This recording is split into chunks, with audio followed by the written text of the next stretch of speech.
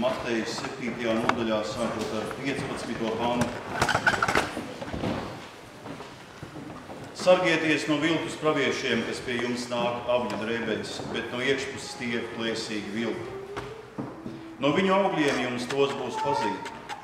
Vai gan var lasīt vīnogas no ērkšķiem vai vīģis no dažiem?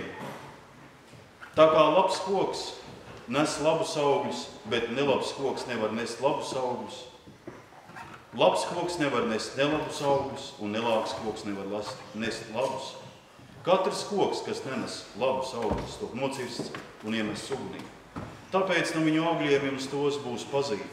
Ne ik katrs, kas uz mani saka, kungs, kungs, ieies debesu valstībā, bet tas, kas dara man debesu tēva prātu. Tas ir tā kunga vārds. Visvarenais kungs un Dievs, žēlīgais tēvs, mēs lūdzam, sūti savu garu un savu patiesību mūsos, lai mēs varam staigāt paļāvībā uz tevi, lai mēs varam staigāt tavā patiesībā. To mēs lūdzam caur Jēzu Kristu mūsu kungu. Amen.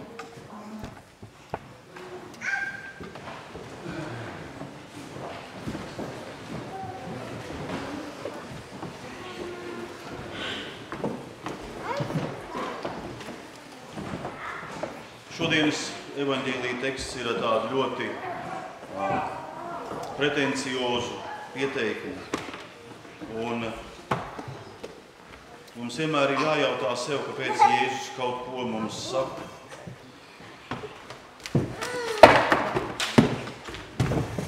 Jo pirmā sajūta, kas rodās klausoties šajos Jēzus vārdos, varētu būt doma, ka Jēzus mums kaut kādā mērā ir motivējis vai mums devis kādas īpašas pilnvaras un tiesības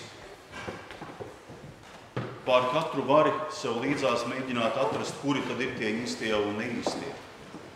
Tā vien liekot domāt, ka mūsu galvenais dzīves uzdevums ir mēģināt sašķirot cilvēkus pareizajos un nepareizajos, svētajos un nesvētajos. Taču Jēzus runā par praviešiem, un mums ir jāņem vērā viena svarīga lieta. Kā pravieši, kā savu galveno uzdevumu nekad nav redzējuši mēģināt šajā mēģinājumā cilvēku sašķirot un sadalīt.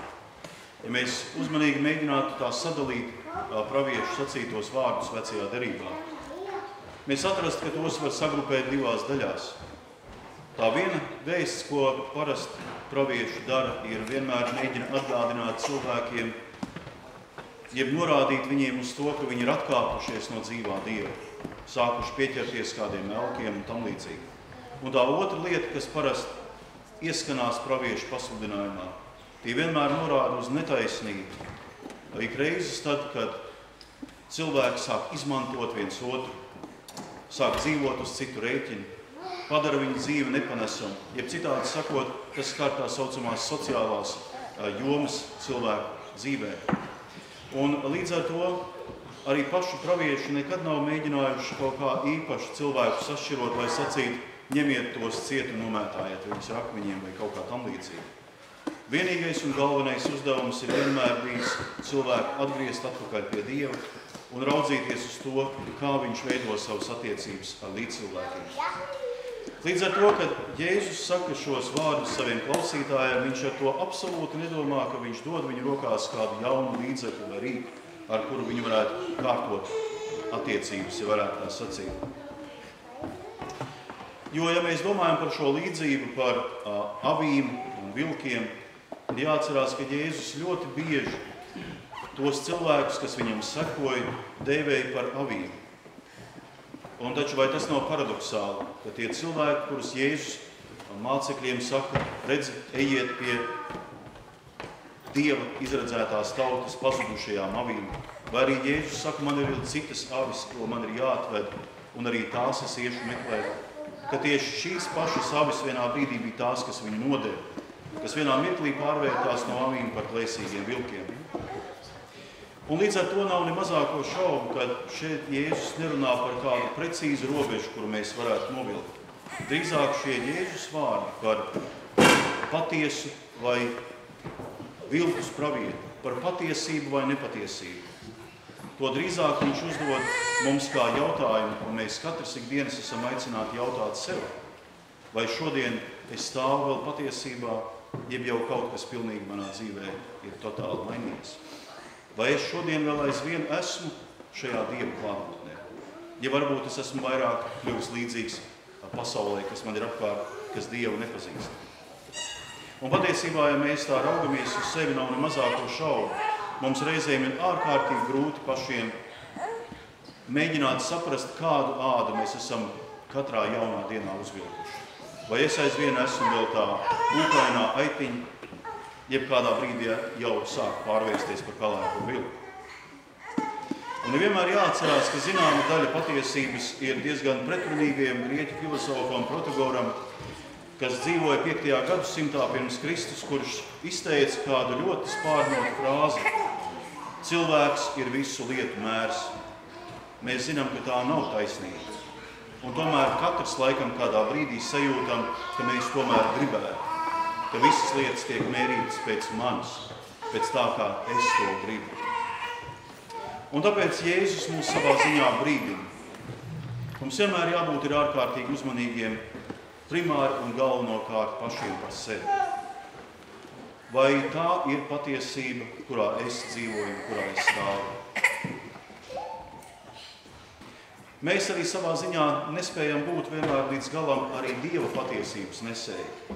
Jo ikreiz, kad mēs kaut ko runājam, mēs taču vienmēr runājam no savas pieredzes, no tā, kā mēs lietas redzam. Un gribot vai negribot, neviļus tajā mūsu sacītajā ienāk arī kaut kas no mūsu pašu dabas, no tā, kā mēs lietas mēģinam redzēt un saprast. Savā veidā pat arī, godīgi sakot, tās patiesības nav mūsos, ja mēs nekad nevaram sacīt, ka es esmu patiesības avots. Ir jāatcerās, ka patiesība ir tikai viena. Un tā nav tikai Dieva vārdā, bet vislielākā patiesība ir Jēzus pats. Un ne jau velti arī tāpēc apostols Pāvils kādā vietā ir sacījis, ka nevairs dzīvoju es, bet Kristus manī. Tā ir laikam tā svarīgākā lieta, ko kāds cilvēks savā ticības dzīvē var atklāt. Proti, tas nav pat arī savā ziņā kā apgalvojums, bet tas ir kā norāde uz to, ka laikam nekā citādi es nevaru būt par Dievu cilvēku, ja vien manā dzīvē nav visvairāk vietas Kristum pašam. Un tas, kur mēs bieži vien sajaucam robežas starp patiesību, domājot par Kristu un savām pašu iegribām un vēlmēm, to vienmēr tik ļoti labi var redzēt cilvēku attiecībās un notikumos pasaulē. Ja mēs skatāmies uz šiem pēdējiem notikumiem, kas ir skāruši gan Eiropu, gan tuvos austrumus, tā ir briesmīga cilvēku iznīcināšana, kurā tomēr vienmēr kādam šķiet, ka viņš dara pareizi. Pat ja arī tas prasa cilvēku dzīvības. Man ir taisnība. Tā ir taisnīga rīcība, tas ir taisnīgs un varbūt pat svēts karš. Mums tas ir jādara, mums ir jāsaņem svētība, mēs gribam uzvarēt, mēs gribam vinnēt. Un ja mēs paskatāmies daudz, varbūt mazākās, šaurākās cilvēku attiecību jomās, jūs piekritīsiet, ka lielākā daļa negācija, konfliktu, nemieru, ciešanu, sāpju mūsu dzīvē, mūsu attiecībās veidojās tad, kad mēs gribam stāvēt uz savas patiesības. Kad mēs gribam pierādīt, negribam atteikties, neesam spējīgi atkāpties, neesam spējīgi dot kādu vietu vai kādā brīdī sacīt, es esmu ar mieru arī zaudēt. Jo es zinu, ja es uzvarēšu, tad iespējams maksa būs pārāk dārga, pārāk liela. Un mēs droši vien katrs varam savā dzīvē atsaukt pietiekami daudz to notikumu, kad mums pēc tam ir ārkārtīgi žēl tā, ko esam darījuši. Un tajos brīžos mēs domājam, kāpēc es toreiz rīkojos tik muļķīgi. Vienīgais veids, kā mēs varam dzīvot, ir tikai tad, ja mēs turamies pie Kristus paša, kurš vienīgais ir patiesība. Un kurš laikam vienīgais patiešām varētu arī ļoti precīzi pateikt, vai kāds no mums šodien ir patiesas pravietis vai viltus pravietis. Mums pat nav pašiem šīs tiesības un spējas dot. Tāpēc arī baznīca nekad nav pārstāvējusi vairākumu balsi. Tā līdzīgi kā Kristus pats dažkārt vēstures lokos ir izrādījusies pilnīgi viena, visas lielās pasaules priekšā, tāpat kā Kristus toreiz pavisam neilgi pirms lielā Golgātas notikuma. Viņš palika pilnīgi viens, jo viņa patiesība nebija nevienam vajadzīga. bet viņš nebija spējīgs pieņemt to patiesību, ko viņam gribēja uzspiest pasauli, kas Dievu nezina. Manuprāt, vislabākais patiesības vārds, ko mēs varam, teikt, kāds patiesības formulējums, kas visbrīnišķīgāk izsaka Dieva gribu attiecībā uz mums, ir atrodams Jāņa evaņģēlijā, kur Jēzus saka, jo tik ļoti Dievs pasauli mīlēja, ka viņš atdeva savu vienpiedzimušo dēlu, lai ik viens, kas viņam tic, nepazustu, bet iegūtu mūžīgo dzīvību. Dieva patiesība ir tā, kas meklē izglābt. Tā neiznīcina, neizposta. Gluži otrādi, tā rada, tā atjauno, tā dziedina, tā dod spēku, tā dod cerību un nākotni. Tā visbeidzot runā par dzīvību, kas nekad nebeidzas. Un tāpēc baznīca dažkārt ir palikusi tādā pasaules skatījumā, varbūt tādā neērtā situācijā, bet tai nekad nav citas iespējas, jo tā vienmēr stāv par patiesību. Tas ir līdzīgi, kā mēs varētu sacīt par svēto pilsētu Jeruzalemi. Tā laika lokos vienmēr kaut kā tika uzvarēta, tā vienmēr tika mēģināta iekarot, tā vienmēr tā palika zaudētājos, bet vienmēr atkal no jauna atjaunot un uzcelt. Un tas ir līdzīgi, kā dažkārt runā par Kristus baznīcu. Lai cik tā tiktu vajāta un spaidīta, tā vienmēr kaut kā neticami, bet vienmēr atkal atjaunojas un paliek dzīve. Tāpēc arī mēs varam par savu pašu dzīvi sacīt tikai vienīgi to, ka mūsu piederība un mūsu patiesība izriet no tā, cik daudz mūsos ir Kristus, proti, cik cieši turamies pie viņa paša. Un laikam tas labākais un tuvākais veids, kādā mēs varam atrast šo patiesību, vietu, kur mēs varam droši zināt, ka tur patiesība ienāk manī, ir baznīca ar tās dievkalpojumu. Jo te mēs saņemam to, kurš ir patiesība. Viņš ir tas, kas izvērtē un veido mūsu personu, vada un sargā mūs no maldiem, atgriež mūsu norādes, mūsu nepilnībām un trūkumiem. Viņš ir tas, kas izraisa mūsos vēlmi atzīt un nožēlot, un viņš ir tas, kas aicina un arī dāvā piedošanu. Tāpēc primārais jautājums tādēļ ir, vai es stāvu patiesībā, un nevis tik daudz, vai citi to dara, jo patiesība vienmēr sākās pie manis. Tāpēc sekošana Kristum nekad nav bijis līdzeklis, lai mērotu citus, kāda gudrība, kā man mēģināt atpazīt svešos un savējos, bet gan līdzeklis, kā vērtēt sevi pēc tā, cik tuvu es esmu tam kungam un viņa patiesībai. Vai tas varētu nozīmēt to, ka patiesība, jeb patiesa draudze un baznīca ir tā, kur ir stāvgrūdām cilvēku, tā no vietas? Tas nevienmēr tā ir. Vai mēs varētu sacīt, ka patiesība ir tur, kur Dieva vārds tiek piesaukts, kā mēdz teikt, priekšā un pakaļā latviskās literatūras vārdiem runājot.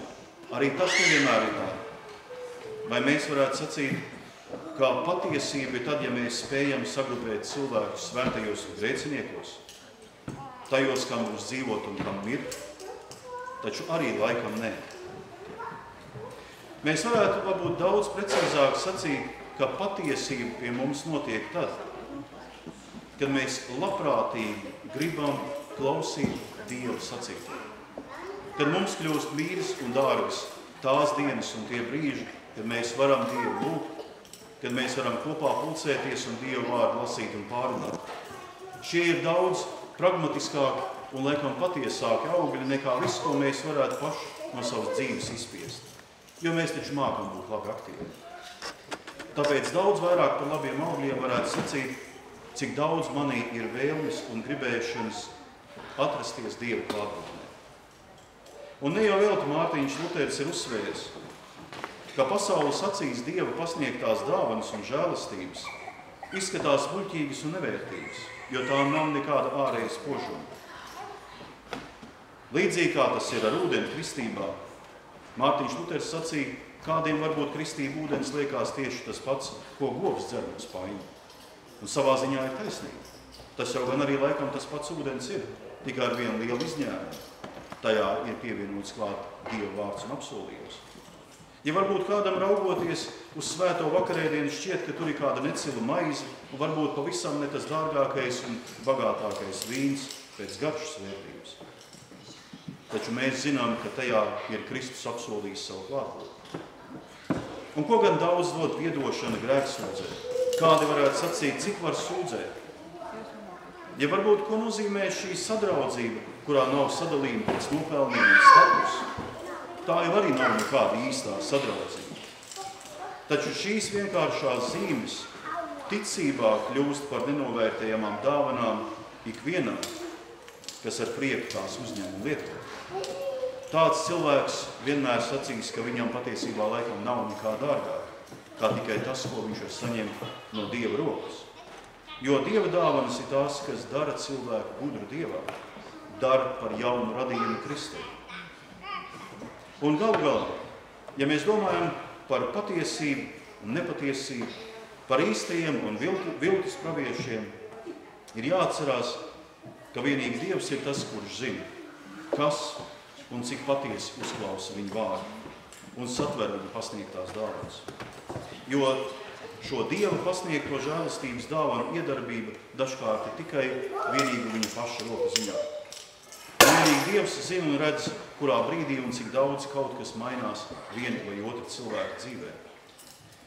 Tāpēc mēs, kā Kristus draudzes locekļi, esam vienmēr atkal un tikai un vienīgi aicināti priecāties par ikvienu cilvēku, kas ienāk draudzē. Pat arī tad, ja viņš daudzas lietas vēl līdz galam nav sapratis. Jo ja viņš ir šeit ienācis, viņš ir vietā, kur viņš sastopās ar patiesību, arī neredzamu patiesību. Proti to Dieva klātbūtni, kas mūsos ienāk mūsu ticībā, kas skar mūsu dzīves netveramās, mūsu personības netveramās jomas, kā mūsu sirds un dvēseli. Galu galā taču visas lietas pieder vienīgi Dievam, žēlastība, piedošana un mūžīgā dzīvība. Mums nav jācīnās par Dievu. Mums ir vienkārši jāstāv viņa patiesībā. Mums nav jākaro par patiesību, sējot nāvi, ciešanas un sāpes, bet jāpriecājas par faktu, ka pats Dievs ir draudzes vidū, tur, kur viņa vārds tiek sludināts un viņa sakramenti izdalīti. Šo klātbūtni nevar padarīt par neesošu nekādu cilvēku gribu. To nevar atņemt nevienam, kas kā bērns vienalga, vai tam būtu 3 mēneši vai 30 gadi, nāk kristībā pie Dieva un saņem mazgāšanu un atzimšanu svētajā garā. Kā liecinieki mēs atkal šodien bijām. To nevar atraut nevienam, kas ar prieku saņem Kristu maizē un vīnā. Tur Kristus saka, te es esmu, uzņem mani, tavi grēki piedod, mūžīgā dzīvība ir tava. Tu esi mans. Par to, cik daudz patiesības un labu augļu mūsu dzīvē, laikam jau galu galā varam atbildēt tikai mēs paši, nostājoties līdzās Kristum. Un tas ir laikam arī tas, ko viņš visvairāk vēlas, lai mēs katru dienu sāktu noslēgt ar vienkāršu jautājumu, jautājot viņam, Kristu, cik tuvu es tev esmu šodien? Saki man, ja es maldos, atgriez mani pie sevis. Līdzīgi kā Dāvids reiz sacīja, kungs izmeklē manu sirdi, un ja tu redzi, ka es maldos, tad atgriez mani uz patiesības ceļu. Jo vienīgi viņš zina visas lietas, un visu dara mīlestībā uz mums, lai neviens nepazustu, bet iemantot Dieva valstību šajā laikā un reiz mūžībā. Tāpēc šodien mūsu kungs Jēzus Kristus atkal ir sapulcinājis šī vienīgā iemesla dēļ, lai mēs atrastos tur, kur ir patiesība pati. Lai viņš pats mūsos ienācis, varētu mūs lēnam, soli pa solim mainīt, vest patiesības ceļos un sargāt no visa tā, kas sēj ļaunumu, nepatiesību un postu mūsu pašu un līdzcilvēku dzīvē.